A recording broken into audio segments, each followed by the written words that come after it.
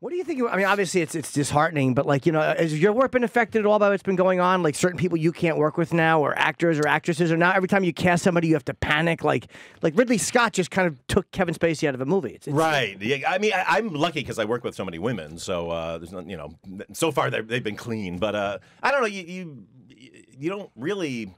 I don't know. You can't really factor that in. Look, whenever I work with anybody, I always do kind of a check around the town to find out if they're an asshole or not. And so generally that'll fall into the same category. So I've been really lucky that work with you people. do check around though? You'll say to someone who else has worked with this person, hey, is there... Yeah. Life's too short to be stuck for months with What do you do if you're stuck with somebody on the set who you don't like? It's usually the directors. Like you'll ask the actors, what do you do if there's a director who's a screamer? What do you do if there's I'm sure you've dealt with actors who just don't want to take direction.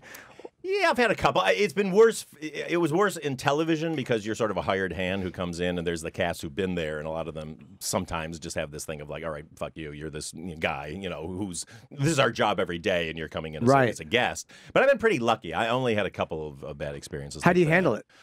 You just kind of put your head down and get through it, because what it is a lot of times you're trying to get them to do something they don't want to do that the producers want you to get them to do. And so it's your job to make it happen no matter what. And, every once in a while I just go like, look, they want you to do this. I don't know what to tell you. And something, they'll usually come around. I mean, what happens once the camera rolls, people usually pull it together because nobody wants a bad performance. So you'll tell them like after a while, like, look, this is not me. They asked me to tell you to do this, and it's up to you if you don't do it. That's my last resort. If I'm trying to get them to do something that I don't believe in, because that's a lot of times like the producer's like, you got to get them to say this. I'm thinking like, that's a really dumb joke, or that's not right, or that's not their voice, and that's when I'll just resort to look. It's not.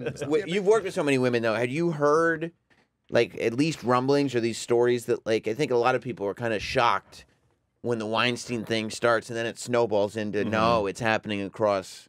No, I mean there's definitely kind of a group of names you would hear over and over again who had bad reputations. The weird thing about Harvey was, because I almost worked with him, I had a project with him that I ended up not doing because I just felt like life was too short. I had enough people tell me. It was more like Marlon Wayans was like, don't do it, it's not worth it. Oh, we're dealing with him? Yeah, to do a movie with him. He'd had bad experiences with him, but I'd only heard what a jerk he was and how hard he was to work with. I had somehow not heard the sexual story. Thank God they weren't wearing one of your suits when that happened. Oh boy, Can you imagine that? That's the biggest scary thing now with a suit. They could be clad. The perpetrator could be clad.